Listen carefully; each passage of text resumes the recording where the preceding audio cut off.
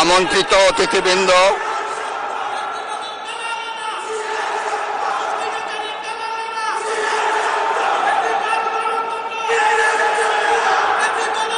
Print এবং electronic মিডিয়ার সম্মানিত সাংবাদিকবৃন্দ,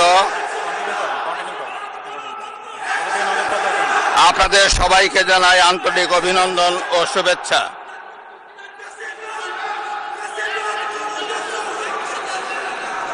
জনাব স্পিকার,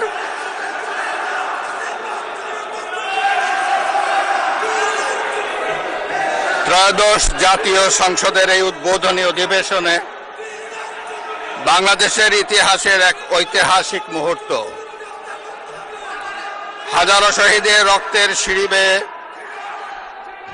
দীর্ঘ ১.৫ দশকের ফ্যাসিবাদী শাসনের অবসানের পর একটি শান্তিপূর্ণ, অবাধ, সুষ্ঠু ও নিরপেক্ষ নির্বাচনের মাধ্যমে নির্বাচিত প্রতিনিধিদের নিয়ে এই মহান জাতীয় সংসদের যাত্রা শুরু হয়েছে। ত্রয়োদশ জাতীয় সংসদ নির্বাচনে অংশগ্রহণকারী সকল রাজনৈতিক দল এবং এই নির্বাচন আয়োজনের সঙ্গে সংশ্লিষ্ট সকলের প্রতি আন্তরিক অভিনন্দন।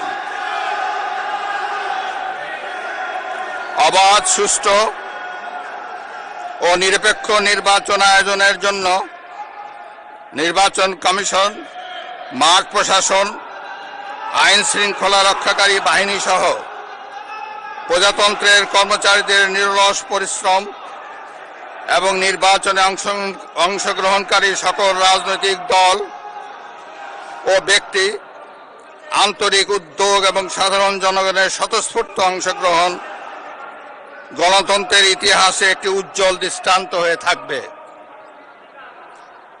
বিএনপির চেয়ারম্যান জনাব তারেক রহমানের নেতৃত্বে বর্তমান জাতীয় সংসদে বিএনপি ও সমমনা দলগুলোর 2/3 বেশি আসনে বিপুল ভোটে জয়লাভ করেছে। জাতীয় সংসদে একটি শক্তিশালী বিরোধী দলের পাশাপাশি কয়েকজন স্বতন্ত্র সদস্য রয়েছেন। আমি এই সংসদে আপনার মাধ্যমে প্রধানমন্ত্রী তারেক রহমান এবং তার নেতৃত্বে গঠিত নতুন সরকারকে আন্তরিক অভিনন্দন জানাচ্ছি। জাতীয় সংসদের সকল সদস্যের প্রতিও রইল আমার প্রাণ ঢালা শুভেচ্ছা ও অভিনন্দন।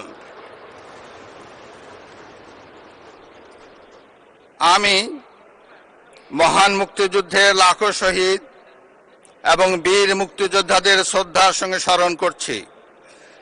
একই সাথে স্মরণ করছি বীরাঙ্গনা মা বোনদের এবং আমাদের সকল শহীদদের যারা